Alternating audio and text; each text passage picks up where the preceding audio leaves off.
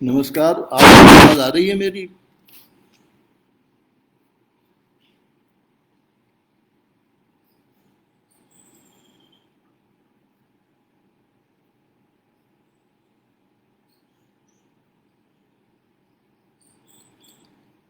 जी नमस्कार। मृत्युंजय जी, आपको आवाज़ आ रही है? मैं शुरू करूं क्या?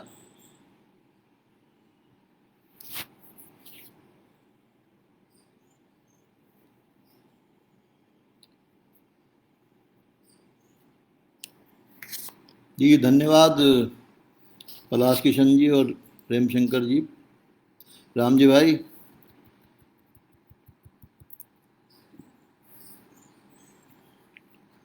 नमस्कार। सबसे पहले तो मैं समकालीन जनमत के मित्रों और साथियों का आभार प्रकट करना चाहूँगा, जिन्होंने आज मुझे कविता प्रेमियों के बृहत्तर समुदाय से जुड़ने का ये मौका दिया है, और बहुत से ऐसे लोगों तक अपनी बात पहुंचाने का मौका दिया जिनसे अन्यथा कोई संपर्क ना हो पाता। क्योंकि जो भी कोई लिखने वाला है, चाहे मैं हूँ या और कोई हो, वो उसकी सबसे बड़ी इच्छा यही होती है कि जो वो लिखे वो लोगों तक पहुँचे। क्योंकि अगर पहुँचेगा ही नहीं तो कोई उसे पसंद या नापसंद क्या करेगा। तो मैं आजकल जो अ, ये काल चल रहा है, पहली कविता मैंने कुछ दिन पहले लिखी थी, वो नवजीवन में छपी हुई थी, उसी से शुरू करूँगा। लेकिन उसके पहले मैं दो चार वाक्य अपने बारे में बता दूं कि मेरा कविता में जो है वो दूसरा जीवन ये शुरू हुआ है दिसंबर 2018 से। उसके पहले बहुत लंबी अनुपस्थिति रही, समझिए पूरे 22 साल की। क्योंकि मेरी आखिरी बार कविताएं उसके पहले छपी थी दिसंबर 1996 में जनसत्ता में, और उसके बाद दिसंबर 2018 में नया ज्ञानोदय में छपी। छात्र जीवन में लिखता रहा जैसे सब लोग लिखते हैं, और छपता भी रहा। तो कुछ कविताएं मैं उनमें से भी सुनाऊंगा जो 1976 में आलोचना में नामवर सिंह जी ने छापी थी, और भी कुछ पुरानी नई सब मिला करके। तो अभी मैं पहली कविता आपको सुनाने जा रहा हूँ, जिसका नाम ही है राग कोरोना। मृत्यु वह राग है जिसके सुर तो वही रहते हैं, लेकिन हर बार नाम बदल जाता है जब उसे जीवन गाता है। इन दिनों उसे कोरोना कहते हैं। यह अकेला ऐसा राग है जिसमें केवल अवरोह है, आरोह नहीं। मुर्कियां कब हिचकियां बन जाएंगी, गाने वाले को भी पता नहीं होता।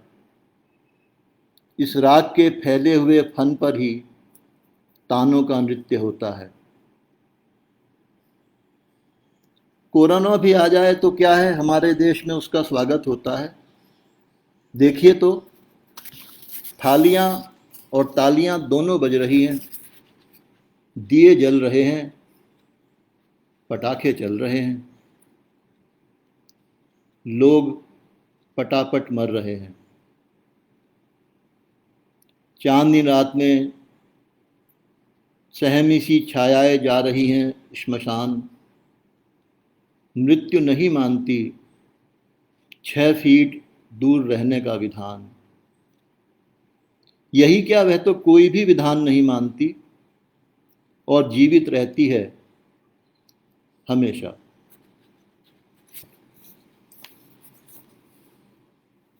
इस कविता के बाद मैं आपको वो कविता सुनाऊंगा। वो 4 खंडों में है दरअसल। उसके 2 खंड जो छपे थे आलोचना में, जिसका मैंने जिक्र किया, और 2 बाद में और जगह छपे। तो उसको मैं आपके सामने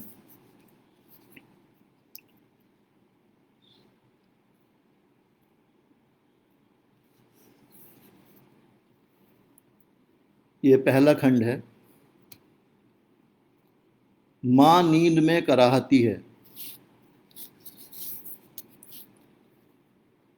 रात में न जाने कब उठकर खाट से गिरी रजाई वह मुझे धीरे से उड़ाती है और बरसों टकटकी लगाकर देखती है। वह अंधेरे में कुछ फुसफुसाती है और चुप हो रहती है। रात ने उसकी कभी नहीं सुनी। अब उसके पास मौसम नहीं आते, तारीखें आती हैं। पिता के मरने की तारीख, मकान के दुतरफा मुकदमा बनने की तारीख, घर की नींव में गर्दन समेत धंस जाने की तारीख और शहर के एकाएक तिरछा हो जाने की तारीख। वह घर को पहने हुए भी खुद को बेघर पाती है। वह रंग उखड़े पुराने संदूक को देखती है और उसी में बंद हो जाती है। दर्द उसके पांव दाबता है, सांस कमजोर छत की तरह गिरती है और आंखें बदहवासी के रंगों की मार झेलती हैं। त्योहार लंबी फहरिस्तों की याद बनकर आते हैं। अपनी रसोई में वह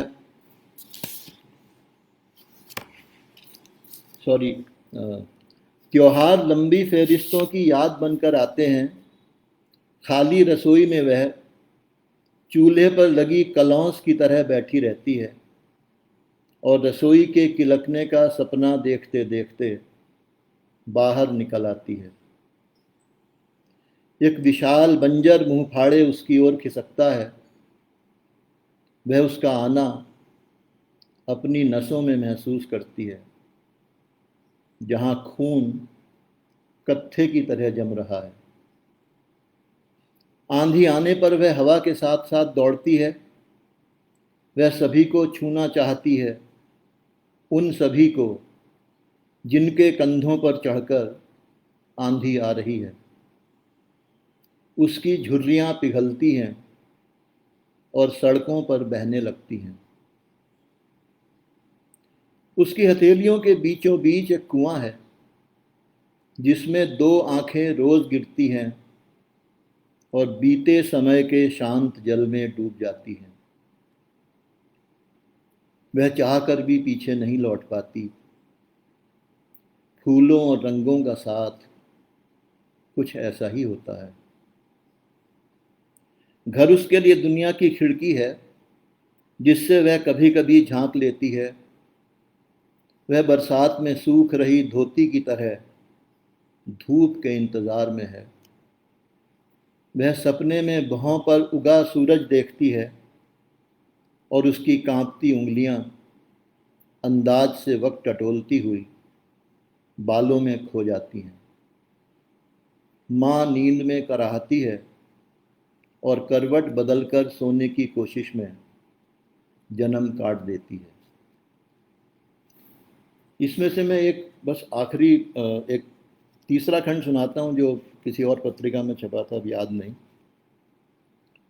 ये उन छात्रों का अनुभव है जो अपने घरों से, गांव से, कस्बे से निकल करके दूर जाते हैं पढ़ने। घर से खत आते हैं, मैं कांपता नहीं, कातिल जैसे सधे हाथों से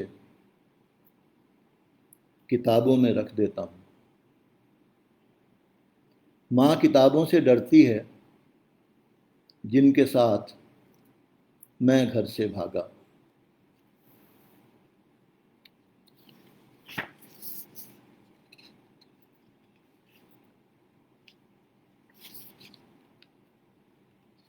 एक और कविता है, छोटी सी, बहुत, ये भी पुरानी है।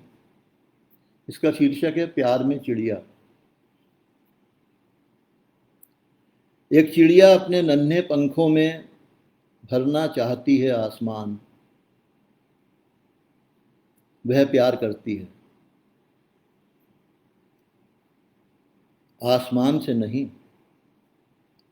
अपने पंखों से। एक दिन उसके पंख झड़ जाएंगे और वह प्यार करना भूल जाएगी। भूल जाएगी वह अंधड़ में घोंसले को बचाने के जतन, बच्चों को उड़ना सिखाने की कोशिशें। याद रहेगा सिर्फ पंखों के साथ झड़ा आसमान। एक और बहुत ही छोटी सी कविता है, स्त्री का प्रेम। स्त्री सब कुछ सहती है प्रेम में, पुरुष नहीं सह पाता प्रेम भी।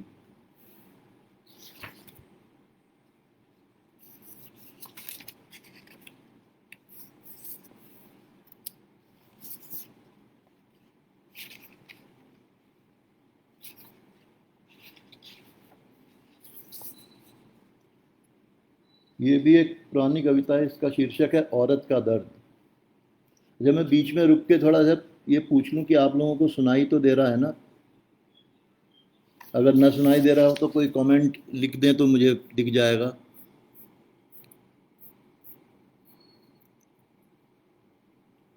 हाँ, लगता है सुनाई दे ही रहा है, ठीक।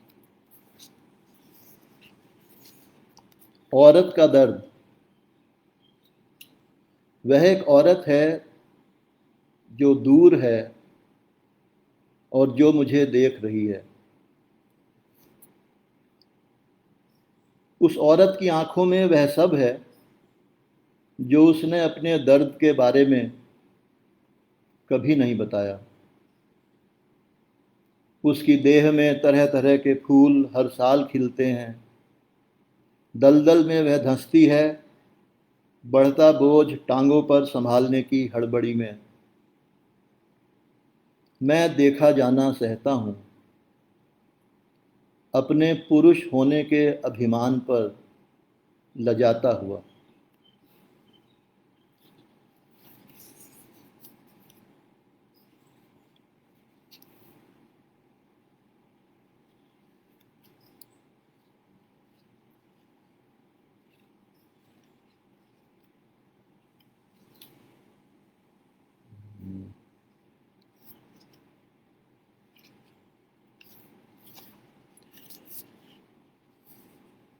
एक ये कविता है शयन कक्ष, जहाँ तक मुझे याद है शायद ये साक्षात्कार में छपी थी किसी ज़माने में। अगल बगल बनी जुड़वां कब्रों पर फूल चढ़ाने रोज आते हैं दो अजनबी, नींद की मानिंद बेआवाज। ये खफीफ सी आहट होती है जब दो जोड़ा आंखें पास आकर बिना ठहरे आगे बढ़ जाती हैं। कोई ख्वाब में बड़बड़ाता है, नदी किनारे मत जाना। अमूमन रात का वक्त होता है वह, जब परछाइयाँ एक दूसरे को ढूंढने निकलती हैं और एक दूसरे में से होकर गुजर जाती हैं। बेएहसास रात कब्रों तक आती है और अपनी लहरों में सारे फूल समेट कर ले जाती है। फिर कब्रें करती हैं ताज़ा फूलों का इंतज़ार अगली रात तक। एक आदमी बेहोशी में छटपटाता है, अपना सीना दबाए।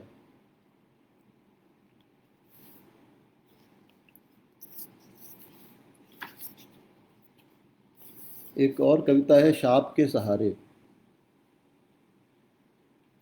एक शाप के सहारे जीते हुए कैसा लगता है? कैसा लगता है जब रात नींद की आंखों में कीलें ठोक कर चली जाती है और हम छटपटा तक नहीं पाते, बस घबराकर कूद पड़ते हैं उजाले से भरे एक कुएं में। आंखों में अधजली चिताएं ढोते हुए हम बार बार कोशिश करते हैं किसी दूसरे जन्म में जाने की। रहोगे तुम यहीं अष्टावक्र, ढोगे एक ही जन्म में 8 जन्मों की पीड़ा। तड़पते रहोगे जब तक शेष है तुम्हारे अंगों में लेश मात्र भी जुम्बिश। नहीं ले सकोगे अब कोई और जन्म। जिस जगह हम बुद्ध बने खड़े हैं एकदम वहीं पत्थरों पर गिरकर रोशनी टूटती है। हर शाम बेहरकत जीप पर कबूतर पंख फड़फड़ाते हैं और हम समझते हैं कि शब्द तड़प रहे हैं। वक्त की तरह ही हम भी टुकड़ा टुकड़ा होकर चलते हैं, तलवों से रेत पर आकृतियां बनाते हुए। किसी तरह दिन दिन करके बीतते जाते हैं साल दर साल। छींचते जाते हैं आत्मा पर के वस्त्र। डूबते जाते हैं हम एक विलाप करती झील के अंधेरे में। और रोज सुबह उठने पर सोचते हैं कैसे कटेगा यह जन्म इस शाप के सहारे।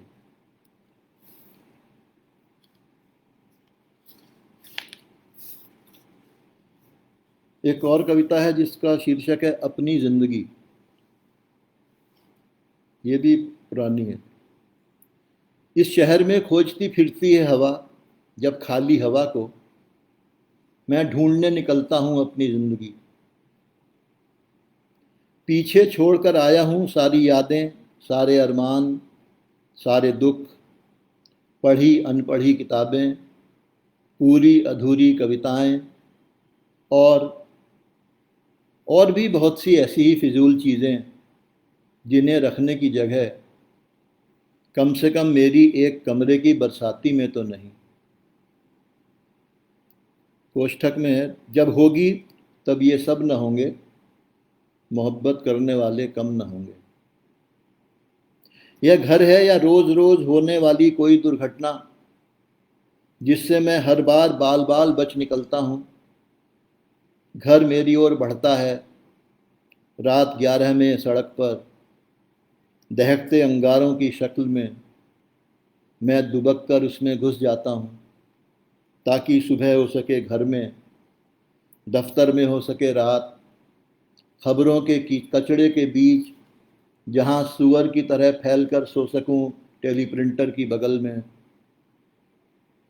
बहुत समझाते हैं दुनियादार दोस्त, लिजलिजी कविताओं में गला फाड़ भाषण देते हुए क्रांतिकारी कवि मित्र, गालियां बकते सनकी पत्रकार अखबार से मुड़े तुड़े, जेब के रूमाल जैसे घिनौने बुद्धिजीवी। पर मैं भी एक ही सख्त जान, सबको कन्नी दे धंस पड़ता हूँ अमजद अली खां के सरोद में, जिसकी गोद में बैठी सजी संवरी कुल ललनाएं एहतियातन तालियां बजा रही हैं रुक रुक कर, बतरा रही हैं कि कैसा होता है घर का खटराग, वही जिसे कहते हैं मल्लिकार्जुन मंसूर राग खट। आखिरकार अमजद जी भी तोड़ ही डालते हैं तार और मैं रात्रि सेवा की बस में सवार एक बार फिर निकल पड़ता हूँ जिंदगी की खोज में नया टिकट लेकर।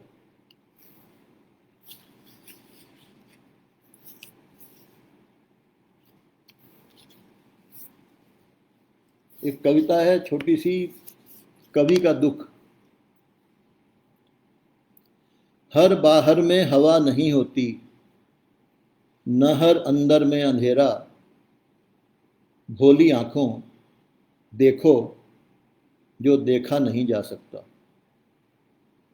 बातें नहीं हो सकती लंबी लंबी बेमतलब, चाय नहीं पी जा सकती बार बार बिला वजह, लेटे नहीं रह सकते रजाई में सारे दिन। आंधी ऐसी है, आंधी ऐसी है, छतें आसमान में और लोग सड़कों पर, व्याकुल, बदहवास, उत्तेजित, क्रुद्ध, पंक्तिबद्ध, तितर बितर। कवि का दिल डूबे है, वह न रजाई में और न ही सड़कों पर।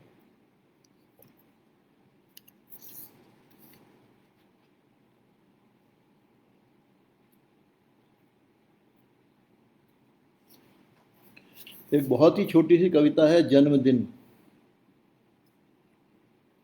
सुबह उठकर खिड़की खोली, कमरे में अचानक घुस आई बहुत धूप, बहुत हवा, बहुत सारा आसमान। एक दिन मैं भी इस दुनिया में यूं ही चला आया था।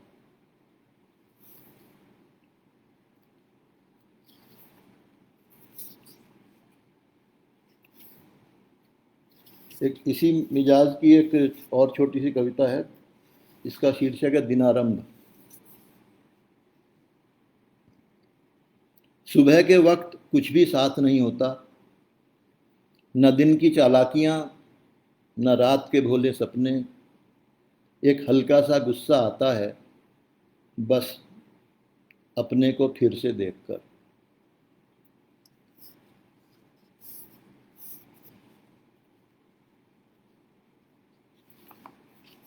एक कविता है फांसी कोठी के कैदी। ये जहाँ तक मुझे ख्याल है पहल का जो एक समकालीन कविता अंक निकला था 1979 में, उसमें ये छपी थी, फांसी कोठी के कैदी। वे दो थे, उनके पास थी उनकी जिंदगी जो कभी उनकी नहीं थी। उनके पास थी उनकी मौत जिससे वे अब तक कैसे बच पाए, यही अचरज था। कोई चिल्लाया, बलिया के हो बलिया के, अरे कातिल, कितने भले तो थे बाबू साहब और तुमने उन्हें भी मार डाला। एहसान फरामोशी तो कोई इन कमीनों से सीखे। मैंने सीधे उनकी आंखों में देखा, एक अलाव जल रहा था। आत्मा में ठिठुरन थी, दीवार पर पहरेदार आवाज दे रहे थे, जागो। वे जागे और कैद कर लिए गए।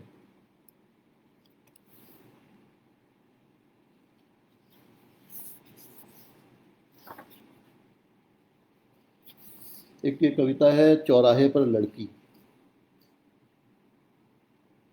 रोज दिखती है उसी चौराहे पर, सर्दी गर्मी बरसात ओले आंधी लू, कुछ भी नहीं रोक पाता उसे। बंदरिया की तरह एक नन्हे से बच्चे को सीने से चिपकाए वह हर कार के पास जाकर हाथ फैलाती है। पक्का रंग है उसका, सांवले से कुछ गहरा ही। चेहरा खुरदरा है पर एक अजीब से सौंदर्य से दीप्त। आंखें वैसी ही सूनी जैसा उसका घर। स्थगित यौवन, सूखे झरने सा। मैं अक्सर दूर से ही देख लिया करता हूं उसे और कार ऐसी जगह रोकने की कोशिश करता हूं जहां वह हरी बत्ती होने तक पहुंच न पाए। दुविधा में रहता हूं हरदम ऐसा करते हुए। क्या मैं पैसे बचाने के लिए ऐसा कर रहा हूं या खुद को बचाने के लिए?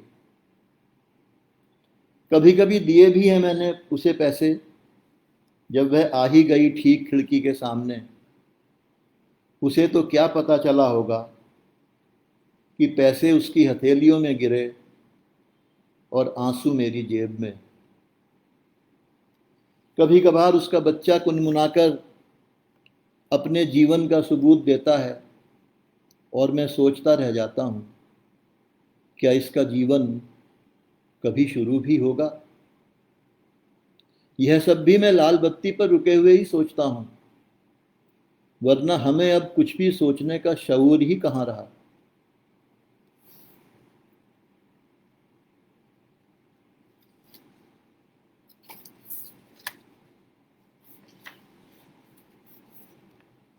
एक और छोटी सी कविता है अंत।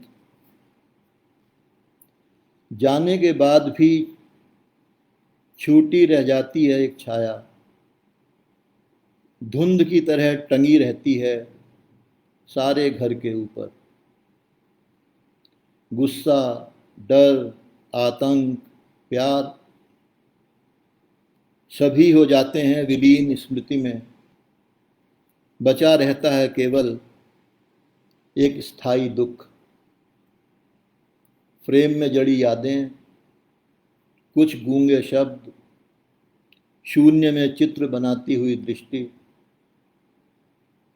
निगमबोध घाट पर एक लाश को जलाकर कई कई लाशें लौट आती हैं घर वापस और शुरू करती हैं अपना दैनंदिन जीवन। एक जीता जागता आदमी अचानक चला जाता है अपनी कार की चाबी पकड़ाकर और बन जाता है अतीत।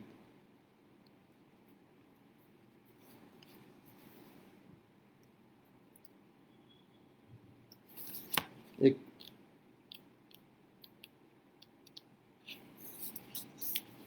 इसी तरह की एक दूसरी कविता है, उसका शीर्षक है जाना। वह जो चला गया, क्या वह वाकई चला गया? उनींदी आंखों की सारी नींद पीछे छोड़कर गाते गाते अचानक उठकर अधूरे गीत के सुर गले में भरकर चला गया। जाते वक्त क्या उसने नहीं छोड़ी कोई भी खुशबू, नहीं की कुछ भी बातें, क्या कुछ भी नहीं बोला उन चीज़ों के बारे में जिन्हें वह भूलना चाहता था? क्या वह इतना बेजुबान हो गया था जाते वक्त? वह जिसके आते ही घर की दीवारें कांपने लगती थी, जिसके होने से घर का होना साबित होता था, जो जहाँ था वहीं घर था। लेकिन यह भी तो सच है कि अमलतास के फूल उसके कहने से नहीं खिलते थे, उसके कहने से नहीं होती थी रात की रानी सुहागन, नहीं उसके कहने से कभी तारों ने अपनी दिशा बदली। तो फिर वह क्या था? वह जो चला गया और नहीं छोड़ गया अपनी खुशबू भी।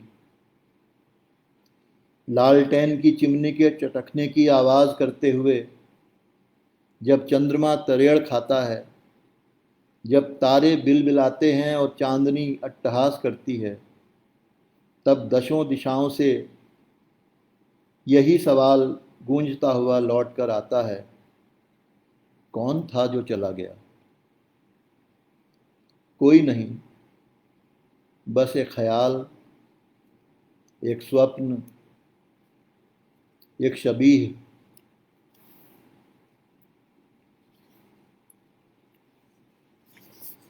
एक कविता है रेलवे स्टेशन का पुल। ये भी कुछ इसी मूड की है। रेलवे स्टेशन का पुल,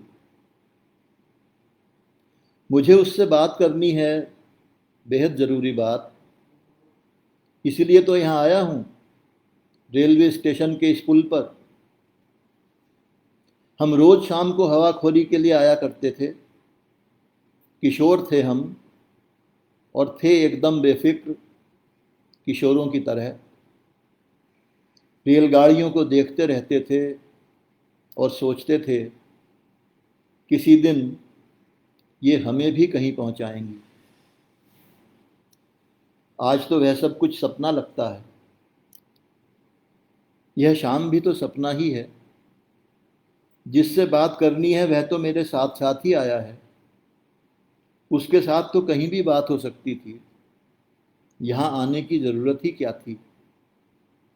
आज भी रेलगाड़ियाँ आ जा रही हैं, पर पुल पर खड़े खड़े लग ही नहीं रहा कि 45 साल बाद यहाँ आया हूँ। लग रहा है तब से यहीं तो खड़ा हूँ, बिना हिले डुले। वह अचानक चला गया, एक गाड़ी को दौड़ कर पकड़ लिया था उसने। जो बोल रहा था वह वाक्य भी बीच ही में छोड़ गया था। शास्त्री मैं अभी आया कहकर चला गया था दौड़ता हुआ। मैं अभी तक उसके इंतज़ार में हूँ, हालांकि मुझे अच्छी तरह मालूम है इस तरह से गाड़ी पकड़कर छूमंतर हो जाने वाले कभी वापस नहीं आते। अपना अधूरा वाक्य पूरा करने, वह ज़रूरी बात कहने जिसे करने मैं आज यहाँ चला आया, इस पुल पर जिस पर से होकर हज़ारों मुसाफिर रोज़ गुजरते हैं, लेकिन जो किसी को किसी से नहीं जोड़ता, एक शाम को दूसरी शाम से भी नहीं।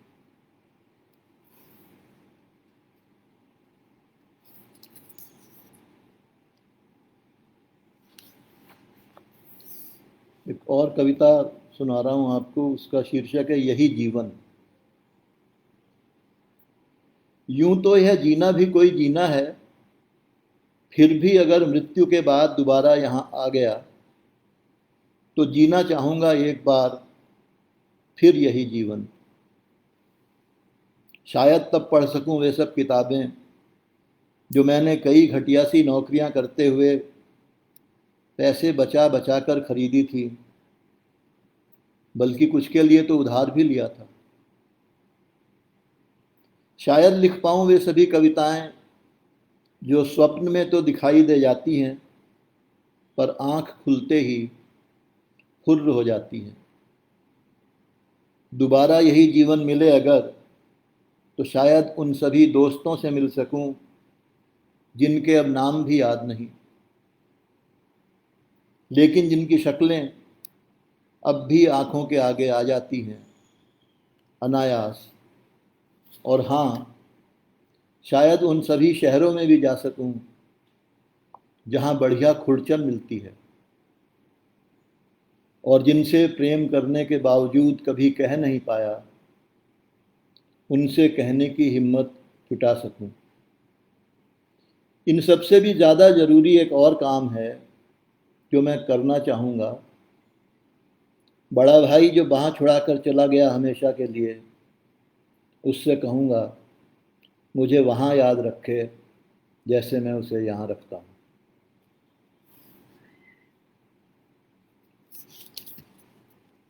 अब एक कविता आपके सुना रहा हूँ जो ये संग्रह है मेरा, जो अभी पिछले साल छपा था सितंबर के महीने में।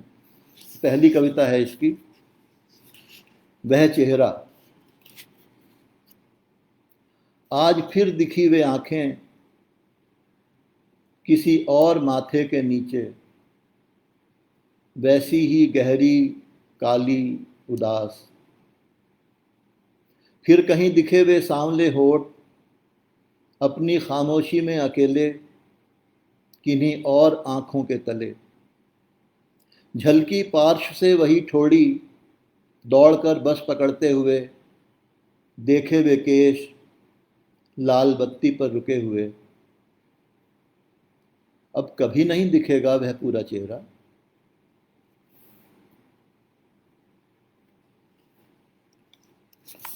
एक कविता है जिसका नाम है क्षण, और ये क्षण की तरह ही एकदम से छोटी सी कविता है। क्षण होता ही छोटा सा है, 1 सेकंड। हमने एक दूसरे की ओर देखा और मुस्कुरा दिए। मैं सचमुच मुस्कुराया, तुम आदतन।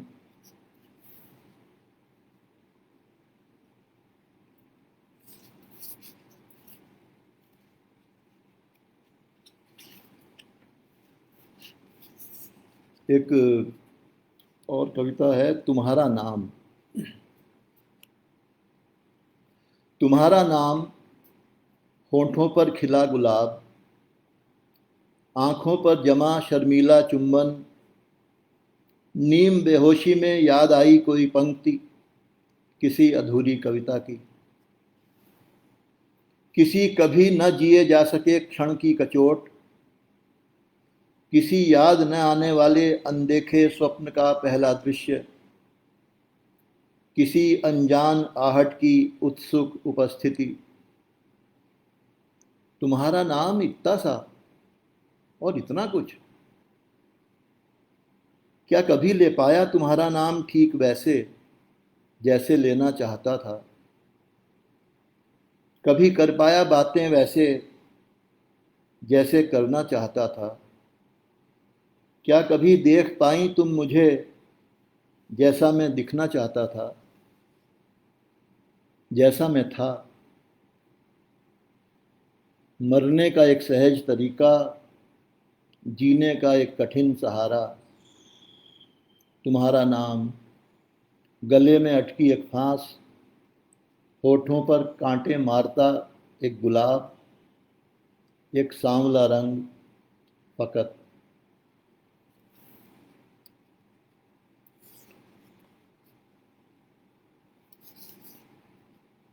ये कविता है, इसका नाम है सुबह। आंख खुली तो नहीं दिखा तुम्हारा नींद से लहूलुहान चेहरा।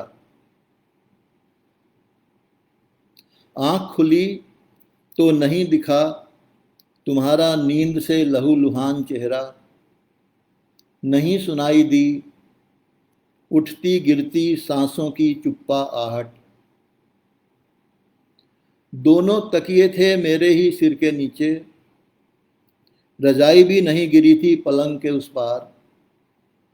एक भी गायब नहीं, पांचों अखबार बालकनी में पड़े थे। गले में भी नहीं चुभ रही थी रात में गिलास के साथ तोड़ी हुई बातें। रसोई में पड़ी थी खाली केतली उल्टी। लो हो ही गई एक और सुबह तुम्हारे बिना।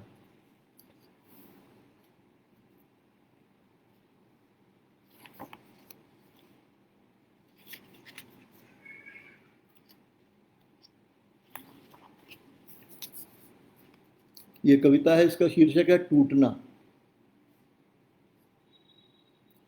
प्रेम अंधा नहीं होता,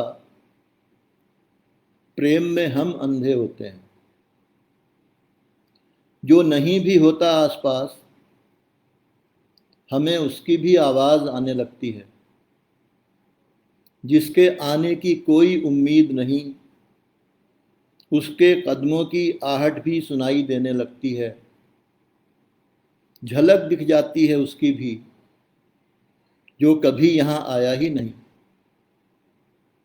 जिसने कभी सोचा तक नहीं हमारे बारे में, हम अचानक उसकी बातें करने लगते हैं। उससे बातें करने लगते हैं देर देर तक खामोश बैठे हुए। जिन दीवारों से कोई आवाज टकराकर नहीं लौटती, हम उन दीवारों से ही टकराने लगते हैं। मुस्कुराते मुस्कुराते सुबकने लगते हैं बात बेबात। प्रेम पागल नहीं होता, प्रेम में हम पागल होते हैं। बेवकूफ़ियाँ करते हैं जानते बूझते, शर्मिंदा हो जाते हैं बिना गलती जाने ही। जानकर भी गिर पड़ते हैं मोह के अंगारों भरे कुएं में। स्मृतियां भी धोखा देने लगती हैं। याद नहीं रहता 2 मिनट पहले क्या कहा था, और हमेशा याद रहता है जो कभी नहीं कहा। आंखें किसी भी दिशा में ताकने लगती हैं, कान कोई भी आवाज़ सुनने लगते हैं। चारों ओर कितना भी शोर मचा हो, मन में गुप सन्नाटा छाया रहता है। टूटते हैं न जाने कितने आईने, टूटते हैं न जाने कितने आईने। दरकती हैं न जाने कितनी शक्लें, बरसते हैं न जाने कितने बादल। तरसते हैं न जाने कितने मरुस्थल। प्रेम नहीं टूटता, न किसी को तोड़ता है। हम ही टूटते हैं, हम ही तोड़ते हैं प्रेम को।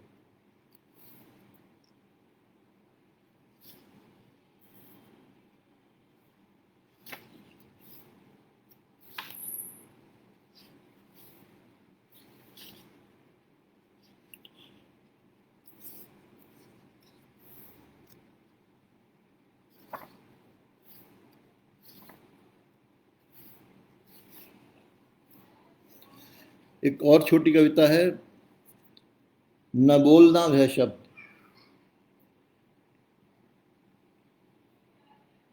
एक शब्द भी न बोलना कभी प्रेम का। पूरा शब्द तो क्या, एक आखर भी नहीं, वे ढाई आखर हमारे लिए नहीं है। प्रेम आता तो है वसंत की तरह, लेकिन जाता है पतझड़ बनकर। मुझे नहीं चुननी है पतझड़ में गिरी पीली पत्तियां, मुझे नहीं भूलना है पुष्पों की अर्ध स्मृति को, मुझे नहीं याद रखनी है वे लताएं जो किसी सहारे के बिना लड़खड़ा कर गिर गईं। प्रेम वह फूल है जिसके सड़ने का पता उसके सड़ने के बाद भी बरसों तक नहीं चलता। जब उसके अस्तित्व की दुर्गंध असह्य उठती है, तभी आत्मा पर से उसका जाला हटता है। इसलिए कभी मेरे सामने न बोलना प्रेम का एक भी शब्द। यूं प्रेम भी तो मात्र एक शब्द ही है।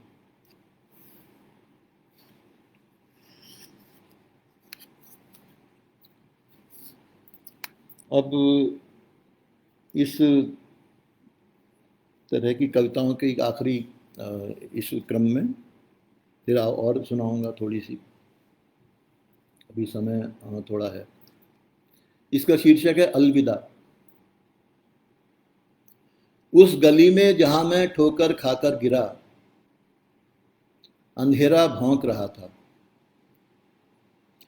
उस गली में जहां मैं ठोकर खाकर गिरा, अंधेरा भौंक रहा था। मेरे गिरते ही वह मुझे काटने दौड़ा, और मैं बचने के लिए तुम्हारे दरवाजे की तरफ भाग लिया। दरवाजे भी लात मारते हैं, यह मुझे पहली बार पता चला। मैं कुछ नहीं बोला, चुपचाप चला आया। अलविदा, बस यही कह पाया मेरा आहत मौन। एक बहुत छोटी कविता है जो मैंने, मल्लिकार्जुन मंसूर आप सबको पता है कि बहुत बड़े गायक थे, बहुत महान गायक थे, और उनकी एक आदत थी कि वो गाते गाते अचानक कभी चश्मा उतार के रख देते थे, कभी अचानक लगा लेते थे। उस जब जैसा उनको अचानक जो भी मूड आए, तो मैं उनका बहुत, आज भी मैं उनका बहुत एक तरह से कह सकता हूँ भक्ति हूँ।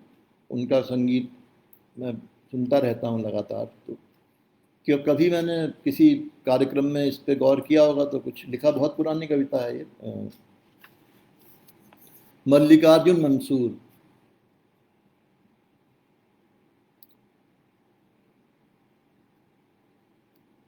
चौहत्तर साल की वह निष्कंप लौ एकाएक कांपी। 74 साल की वह निष्कंप लौ एकाएक कांपी, और उसने चश्मा लगा लिया। जरा देखें, सुरों के बाहर भी है क्या कोई दुनिया।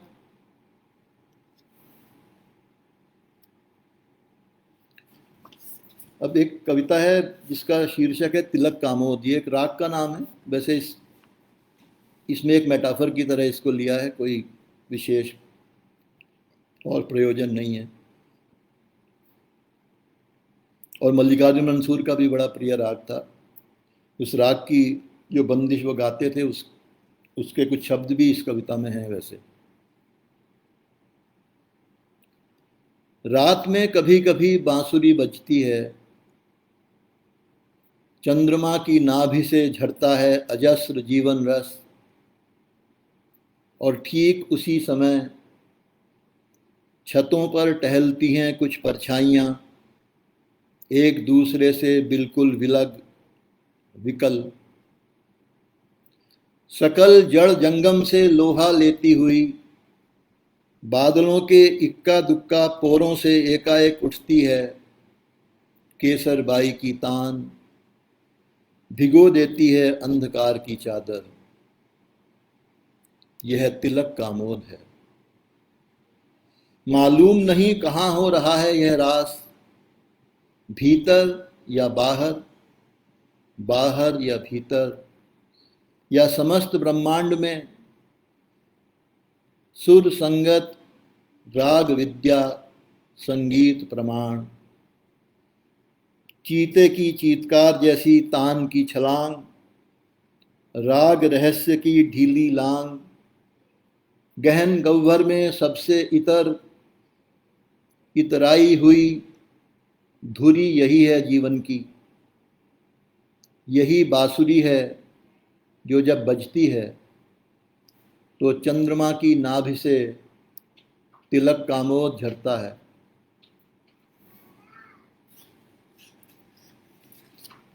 एक इसी तरह की कविता है राग दर्शन। थोड़ा इसमें कुछ थोड़ा ह्यूमरस भी है।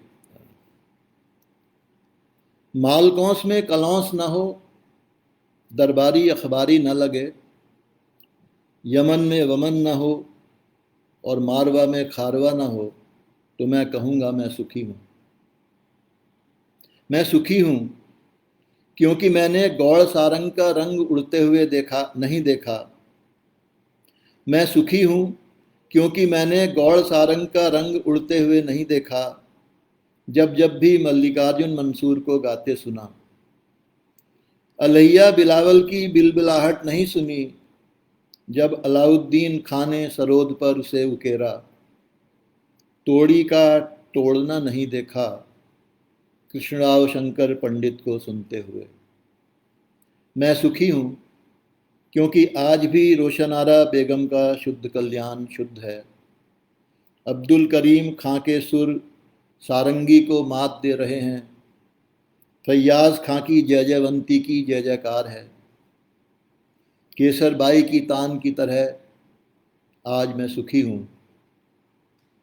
राग की आग वही जानता है जो इसमें जला है, ढला है जिसकी शिराओं में अनेक श्मशानों का भस्म कुंड, जिसने विद्ध किया है जीवित और मृत सबको राग के देव सिद्ध शर से।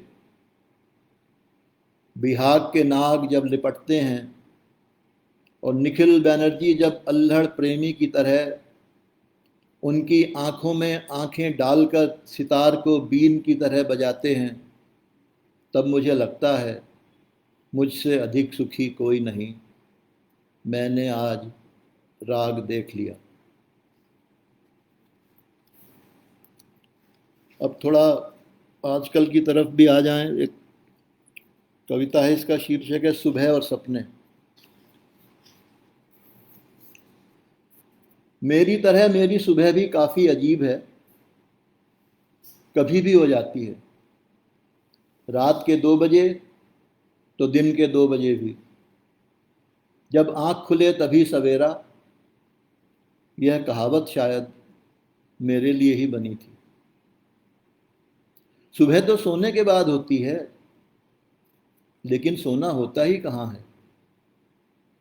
नींद की बस लपटें सी उठती हैं और सब कुछ राख करने के बाद पलकों पर ठहर जाती हैं। तभी मुझे नींद आ पाती है थोड़ी सी देर, लेकिन सपने नहीं आते। उन्हें मैं जागते हुए देखता हूं कि एक आदमी लगातार झूठ बोलता जा रहा है। लोगों की जेब से नोट निकालकर रद्दी कागज भर रहा है और लोग खुशी से नाच रहे हैं। भेड़ियों की भीड़ चौराहों पर जमा है और बकरियां उन्हें हार पहना रही हैं। भूखों के आगे गाय का गोबर और गौमूत्र परोसा जा रहा है और वे कृतज्ञ होकर थालियों को ढोलक की तरह बजा रहे हैं। अच्छा है ऐसे सपने मुझे सोते में नहीं आते, वरना जो रही सही नींद आती है वह भी चली जाती। जाग कर जो चेहरा देखता था हमेशा, वह तो चला ही गया है।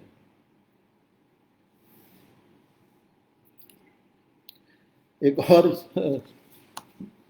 थोड़ा मुख्तलिफ है, लेकिन फिर भी इसी तरह की एक छोटी सी, वो भी इतनी छोटी भी नहीं है। इसका शीर्षक है चौकीदार की चिंता। कल मोहल्ले का चौकीदार मंगलू मिला, बहुत परेशान था। नौकरी रहेगी या जाएगी कुछ समझ नहीं पा रहा था। नौकरी चली गई तो परिवार कैसे चलेगा? वह तो चलकर कहीं जा नहीं सकता। किसके पास जाए सिफारिश कराने, जब खुद प्रधानमंत्री की नज़र उसकी नौकरी पर है। वह चौकीदार बन गए हैं और उनकी देखा देखी जिसे देखो वही चौकीदार बन रहा है। मंगलू परेशान है। ये सब मेरी ही नौकरी के पीछे क्यों पड़े हैं? इन्हें कुछ पता भी है चौकीदारी करना इतना आसान है क्या? सुना है कई बैंक तबाह हो गए और उन्हें तबाह करने वाले चौकीदारों से साफ बच निकले। फिर उन्हें लंदन के राजमार्गों पर ही देखा गया। साहब लोग आपस में बात कर रहे थे, एक बैंक को तो चौकीदारनी ने ही लूट लिया। मंगलू को पता है, लू भरी रातों में लाठी फटकारते हुए जागते रहो की आवाज़ लगाना और पूरे मोहल्ले के चारों तरफ चक्कर घिन्नी की तरह लगातार घूमते जाना कितना मुश्किल है। जागते रहने के लिए जनवरी की हड्डियां जमा देने वाली रातों में वह अक्सर आग भी नहीं तापता ताकि नींद के झोंके ना आ सकें। क्या ये बड़े लोग कर सकेंगे? यह सब कर सकते होते तो करते ही। चौकीदार की वर्दी पहनने का बहरूपिये की तरह स्वांग क्यों रचते? जो भी हो, मंगलू तो रुआंसा है।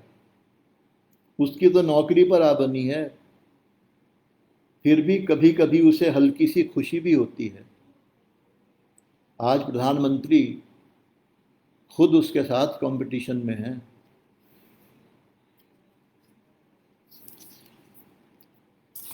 एक ये बिल्कुल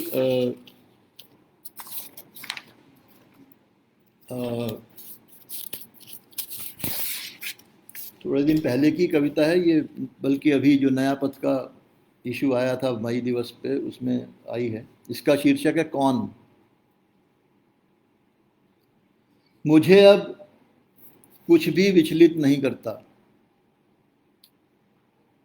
न तुम्हारा आना, न तुम्हारा जाना, न तुम्हारा मौन जो मुझे देखकर पूछता है कौन। मैं खुद भी अक्सर यही पूछता हूँ, किसी भी दिशा से उत्तर नहीं आता, कौन हूँ मैं? भारतीय हूँ तो मेरा भारत कैसा है, कहाँ है?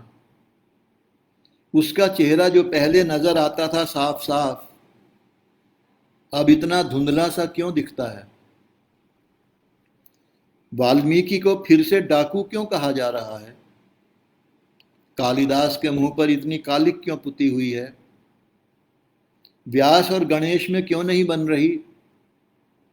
राधा से मिलने जाने पर कृष्ण क्यों फिर से कंस के कारागृह में पहुंचाए जा रहे हैं? चीर हरण के बाद द्रौपदी पर ही अभियोग क्यों लग रहे हैं?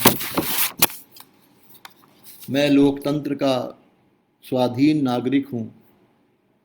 अगर इस पर विश्वास करूं तो मन में सवाल उठता है कि मेरी संसद कैसी है, कहाँ है, क्या कर रही है, इतनी खामोश और अदृश्य क्यों है कि उसे खोजना पड़ रहा है। कभी मुझे अपने कवि होने पर गर्व था, अब तो हमेशा शंका से घिरा रहता हूँ या नहीं हूँ। अगर सचमुच हूँ तो फिर कोई ऐसी कविता क्यों नहीं लिखता जो देशवासियों के दिल में उतर सके, उनके दिल में कुछ हलचल तो मचा सके। लिखूं कैसे? मैं खुद ही विचलित नहीं होता किसी भी घटना से, न तुम्हारे आने से, न तुम्हारे जाने से, न तुम्हारे मौन से, न तुम्हारे कौन से। अब तो दिल में फांस की तरह हर क्षण करकती ये बातें इतनी छोटी लगती हैं कि शर्म आती है। जहां अपने ही देश में लोग यातना शिविरों में भरने के लिए ठूंसे जा रहे हैं, जहां गांधी देशद्रोही और गोडसे देशभक्त हैं, वहां मैं अपने ही टुच्चे से दर्द में उलझा हुआ हूं। हालत तो यह है कि अब दिल भी उसी को माना जाता है जिसे कुछ भी छूकर न गुजर सके, किसी मुझ जैसे का गुजर जाना भी। मैंने महाभारत के स्त्री पात्रों पे 5 स्त्री पात्रों पे 5 कविताएं लिखी थी, जो मेरी किताब में एक आखिर में एक खंड है जिसका नाम है महाभारत व्यथा। उसमें से बस मैं एक कविता पढ़ूंगा, थोड़ा सा समय ले लेगी, लेकिन आप लोग शायद झेल लेंगे उसे। इसका शीर्षक है मत्स्यगंधा। महाभारत से जो भी परिचित हैं सब जानते हैं कि शांतनु का जिस पर मुग्ध हुए और जिस वजह से देवदत्त को प्रतिज्ञा लेके भीष्म बनना पड़ा, वो मछुआरे की लड़की थी सत्यवती। और चूंकि उनका मछली का पकड़ने का बेचने का सबका काम था, तो उसके बदन से मछली की बू आती थी, तो सत्यवती का एक नाम मत्स्यगंधा भी था। तो इस कविता का शीर्षक है मत्स्यगंधा। हस्तिनापुर आज भी मछली की तेज गंध में डूबा हुआ है। हस्तिनापुर आज भी मछली की तेज गंध में डूबा हुआ है। लोग कहते हैं कि चांदनी रात हो या अंधेरी, अक्सर मत्स्यगंधा की आत्मा यहाँ डोलती है और पूरे नगर पर तीखी बांस की एक मोटी चादर पड़ जाती है। लोक में प्रचलित हुआ कि सत्यवती वन में अंबालिका के साथ मर गई, पर मैं जीवित रही क्योंकि मैं हस्तिनापुर की राजमाता, हस्तिनापुर का ध्वंस देखने के लिए तड़प रही थी। अब मेरी आत्मा तृप्त है। कौन है इस ध्वंस का उत्तरदायी? द्रौपदी की दुर्योधन पर फप्ती, कौरव राजसभा में द्रौपदी का चीरहरण, युधिष्ठिर की जुए की लत, दुर्योधन की ईर्ष्या, मर्यादा का क्षरण? नहीं, बहुत पहले ही मर्यादा टूट चुकी थी और सत्ता पर सवार हो चुके थे निरंकुश वासना, अतृप्त लालसा, निर्वसन लोभ। ध्वंस के बीज तो तभी पड़ गए थे जब ऋषि पाराशर ने मुझ नाव चलाने वाली पर नदी के बीचों बीच बलात्कार किया था। अनाघ्रात पुष्प थी मैं, नवागत यौवन के झूले में झूलती हुई, इतनी भोली कि यह भी पता नहीं चला मेरी देह के साथ क्या घटित हो रहा है। चीरहरण की सभी चर्चा करते हैं, मेरे कौमार्य हरण की कोई भी नहीं। राजा शांतनु की दुर्दम्य कामेच्छा, मेरे मल्लाह पिता का अपार लालच, भावी सम्राट का नाना बनकर ऐश्वर्य भोगने की उसकी निर्लज्ज लालसा, देवव्रत का कभी विवाह न करने और सिंहासन को त्यागने की भीषण प्रतिज्ञा लेकर भीष्म के रूप में लोकोत्तर पुरुष बनना और फिर परिणाम की सोचे बिना उस पर हठपूर्वक जमे रहना। लोक में बस इसी की चर्चा है। क्या कभी किसी ने सोचा कि उस बूढ़े राजा से मेरे विवाह के लिए मेरी सहमति आवश्यक नहीं थी क्या? किसी भी स्त्री की सहमति क्या कभी आवश्यक समझी गई है? देवव्रत ने विवाह न करने का हठ नहीं छोड़ा, लेकिन बलपूर्वक अनेक विवाह कराए। विचित्र वीर्य के लिए काशी नरेश की 3 कन्याओं का अपहरण किया, अंबा का जीवन नष्ट किया और अंबिका और अंबालिका को जबरदस्ती विचित्र वीर्य और चित्रांगद के साथ विवाह के बंधन में बांधा। अगर यह न हुआ होता और अम्बा ने फिर से जन्म लेकर भीष्म और उसके कुल के नाश की प्रतिज्ञा न की होती तो क्या यह महायुद्ध होता? और मैं,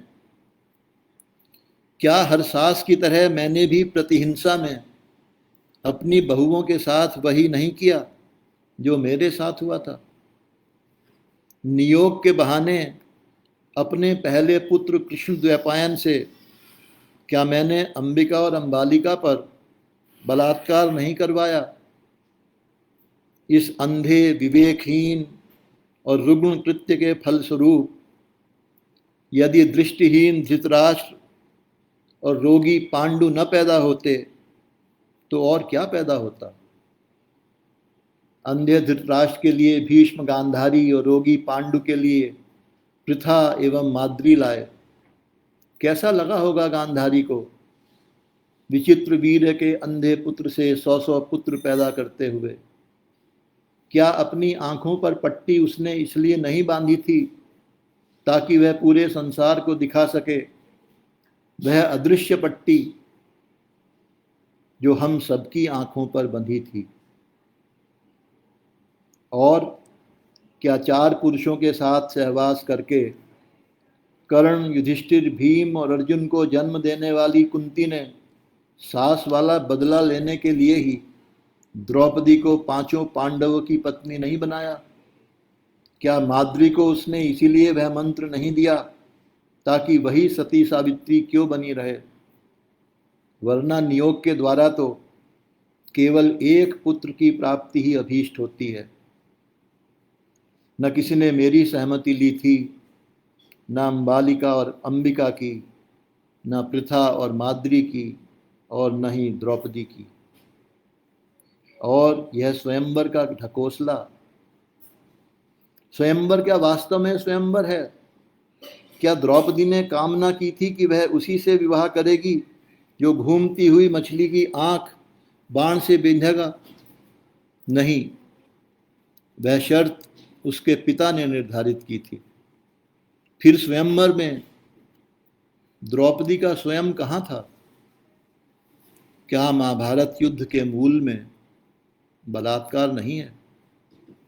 क्या देवव्रत ने अपनी प्रतिज्ञा की मूल भावना के साथ बलात्कार नहीं किया था? तब तो मेरे पिता की जिद भी शेष नहीं रही थी।